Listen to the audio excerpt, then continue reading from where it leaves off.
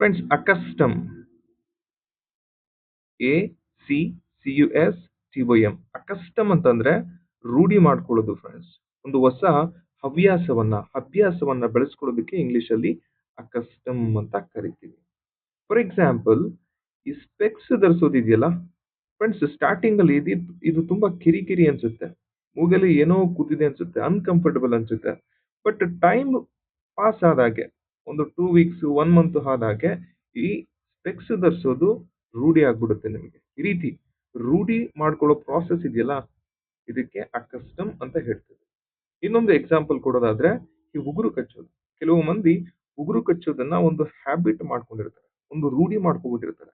ಈ ರೀತಿ ಒಂದು ಹ್ಯಾಬಿಟ್ ಮಾಡ್ಕೊಳ್ಳೋ ಪ್ರಾಸೆಸ್ ಇದೆಯಲ್ಲ, ರೂಢಿ ಮಾಡ್ಕೊಳ್ಳೋ ಪ್ರಾಸೆಸ್ ಇದೆಯಲ್ಲ, ಇದಕ್ಕೆ ಇಂಗ್ಲಿಷ್ ಅಲ್ಲಿ ಅಕಸ್ಟಮ್ ಅಂತ ಕರಿತೀವಿ ಫ್ರೆಂಡ್ಸ್.